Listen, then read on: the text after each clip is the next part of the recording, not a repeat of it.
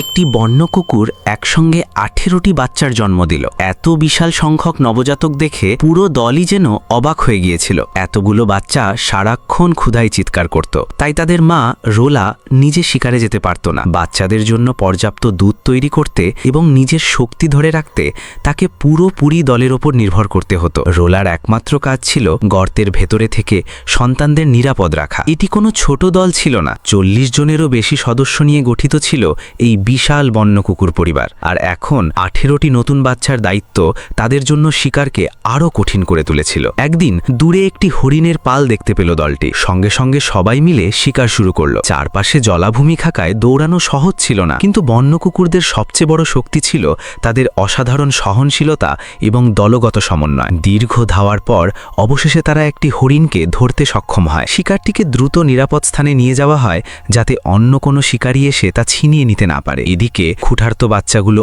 অধীর আগ্রহে অপেক্ষা করছিল। পরিবার ফিরে আসতেই তারা আনন্দে দৌড়ে তাদের দিকে ছুটে যায়। এই বন্য কুকুর দলের সবচেয়ে বড় বৈশিষ্ট্য ছিল তাদের ঐক্য, কারণ বাচ্চারা বড় হয়ে ওঠা পর্যন্ত পুরো পরিবার মিলে তাদের লালন পালন করত। কিন্তু প্রকৃতির জীবন কখনোই পুরোপুরি নিরাপদ নয়। একদিন একটি সিংহ তাদের গর্তের কাছে চলে আসে। মুহূর্তের মধ্যেই সে একটি বাচ্চাকে তুলে নিয়ে চলে যায়। পুরো দল অসহায় হয়ে শুধু সেই দৃশ্য দেখতেই থাকে। সময়ের সাথে সাথে বাকি বাচ্চাগুলো বড় হতে শুরু করে। এখন রোলা তাদের শিকার করার কৌশল শেখাচ্ছিল। শুরুর দিকে একটি শকুনের মুখোমুখি হয়ে তারা ভয় পেয়ে গিয়েছিল, কিন্তু ধীরে ধীরে তারা দলবদ্ধভাবে কাজ করা এবং সফল শিকার করার সব কৌশল রপ্ত করে ফেলে। অবশেষে একদিন তারা সবাই মিলে জীবনের প্রথম সফল হরিণ শিকার সম্পন্ন করে। সেই মুহূর্তেই পরিষ্কার হয়ে যায় ভবিষ্যতে এই বাচ্চারাই পুরো দলকে আরও শক্তিশালী এবং সফল করে তুলবে।